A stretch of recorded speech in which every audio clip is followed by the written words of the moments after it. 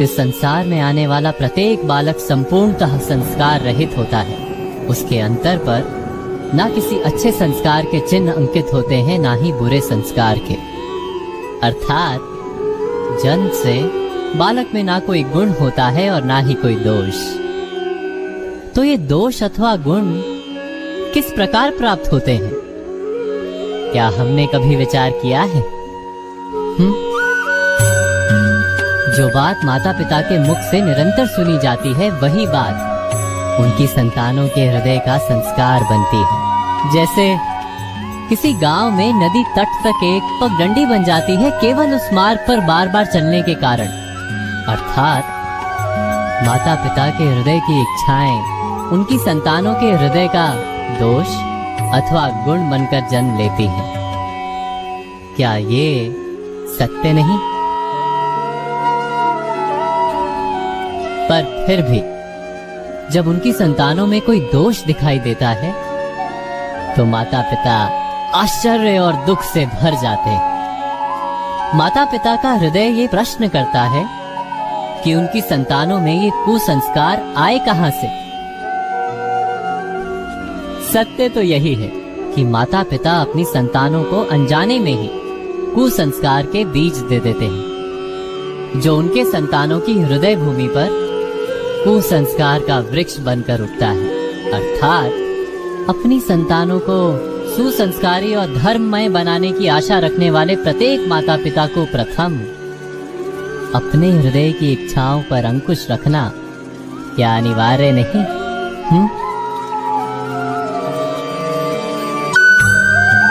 जीवन में आने वाले संघर्षों के लिए जब मनुष्य स्वयं को योग्य नहीं मानता, जब उसे अपने ही बल पर विश्वास नहीं रहता, तब वो सद्गुणों को त्याग कर दुर्गुणों को अपनाता है।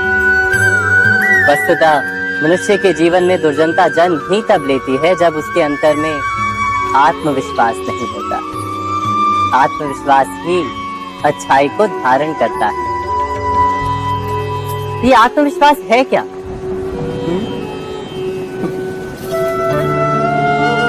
जब मनुष्य ये मानता है कि जीवन का संघर्ष उसे दुर्बल बनाता है, तो उसे अपने ऊपर विश्वास नहीं रहता। वो संघर्ष के पार जाने के बदले संघर्ष से छूटने के उपाय ढूंढने लगता है। किंतु जब वो ये समझता है कि ये संघर्ष उसे अधिक शक्तिशाली बनाते हैं, ठीक जैसे व्यायाम करने से देह की शक्ति बढ़ती है, तो प्रत्येक संघर्ष के साथ उसका उत्साह बढ़ता है। अर्थात आत्मविश्वास और कुछ भी नहीं, मन की स्थिति जीवन को देखने का दृष्टिकोण मात्र है। और जीवन का दृष्टिकोण तो मनुष्य के अपने वश में होता है। स्वयं विचार कीजिए।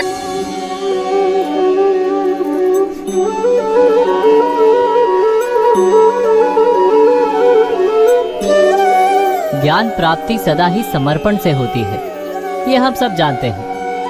किंतु समर्पण का वास्तविक महत्व क्या है, क्या हमने कभी विचार किया? मनुष्य का मन सदा ही ज्ञान प्राप्ति में विभिन्न बाधाओं को उत्पन्न करता है। कभी किसी अन्य विद्यार्थी से ईर्ष्या हो जाती है, कभी पढ़ाए हुए पाठों पर संदेह जन्मता है और कभी गुरु द्वारा दिया गया दंड मन को अहंकार से भर देता है। नहीं, क्या ऐसा नहीं होता? न जाने कैसे कैसे विचार मन को भटकाते हैं और मन की इसी अयोग्य स्थिति के कारण हम ज्ञान प्राप्त नहीं कर पाते। मन की योग्य स्थिति केवल समर्पण से निर्मित होती है। समर्पण मनुष्य के अहंकार का नाश करता है। ईर्ष्या, महत्वाकांक्षा आदि भावनाओं को दूर कर हृदय को शांत करता है और मन को एकाग्र करता है। वास्तव में ईश्वर की सृष्टि में ना ज्ञान की मर्यादा है, ना ज्ञानियों की। गुरु दत्तात्रेय ने तो गाय और श्वान से भी ज्ञान प्राप्त कर लिया था। अर्थात विषय ब्रह्म ज्ञान का हो या जीवन के ज्ञान का या गुरुकुल में प्राप्त होने वाले ज्ञान का, उसकी प्राप्ति के लिए गुरु से अधिक महत्व है उस गुरु के प्रति हमारा समर्पण। क्या ये सत्य नहीं?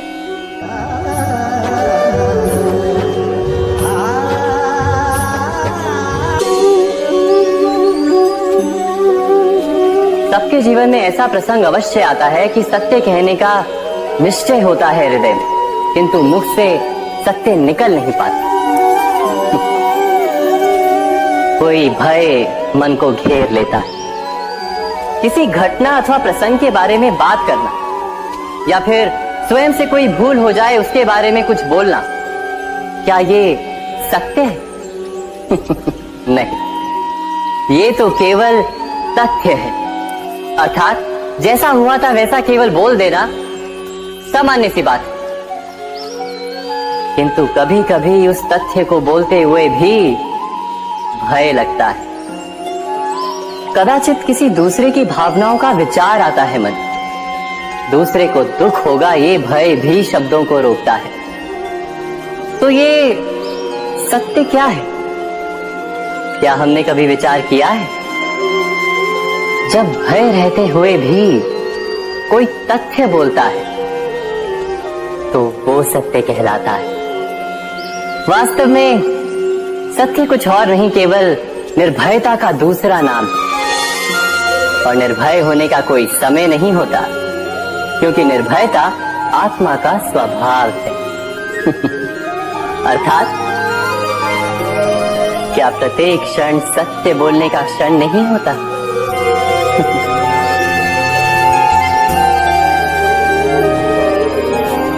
स्वयं विचार कीजिए।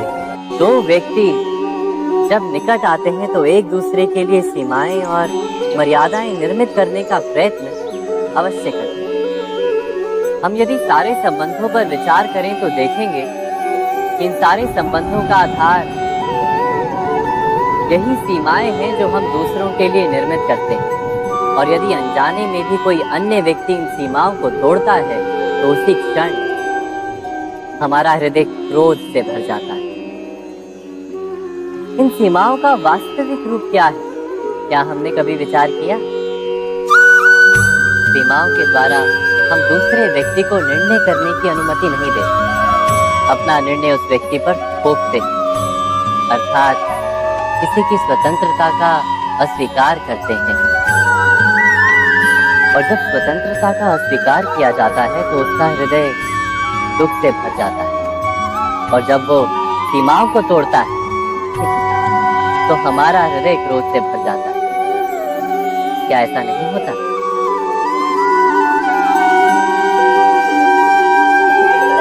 पर यदि एक दूसरे की स्वतंत्रता का सम्मान किया जाए तो किसी मर्यादाओं या सीमाओं की आवश्यकता ही नहीं होती। अर्थात जिस प्रकार स्वीकार किसी संबंध का देह है, क्या वैसे ही स्वतंत्रता किसी संबंध की आत्मा नहीं? स्वयं विचार की। श्रेष्ठता का क्या अर्थ है? श्रेष्ठता का अर्थ है दूसरों से अधिक ज्ञान प्राप्त करना। अर्थात मूल्य इस बात का नहीं कि स्वयं कितना ज्ञान प्राप्त किया, मूल्य इस बात का है कि प्राप्त किया हुआ ज्ञान अन्य लोगों से कितना अधिक है। अर्थात श्रेष्ठता की इच्छा ज्ञान प्राप्ति को भी एक स्पर्धा बना देती है। और स्पर्धा में विजय अंतिम कब होती है?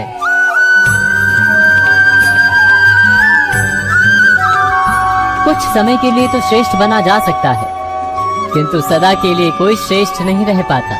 फिर वही असंतोष, पीड़ा और संघर्ष जन्म लेता है। किंतु श्रेष्ठ बनने के बदले यदि उत्तम बनने का प्रयत्न करें तो क्या होगा? उत्तम का अर्थ है कि जितना प्राप्त करने योग्य है वो सब प्राप्त करना, किसी से अधिक पाने की इच्छा से नहीं, मात्र आत्मा की तृप्ति हेतु कुछ प्राप्त करना। उत्तम के मार्ग पर किसी अन्य से स्पर्धा नहीं होती, स्वयं अपने आप से स्पर्धा होती है। अर्थात उत्तम बनने का प्रयत्न करने वाले को देर अबेर सारा ज्ञान प्राप्त हो जाता है, बिना प्रयत्न के ही वो श्रेष्ठ बन जाता है। किंतु जो श्रेष्ठ बनने का प्रयत्न करता है वो श्रेष्ठ बने या ना बने, उत्तम कभी नहीं बन पाता।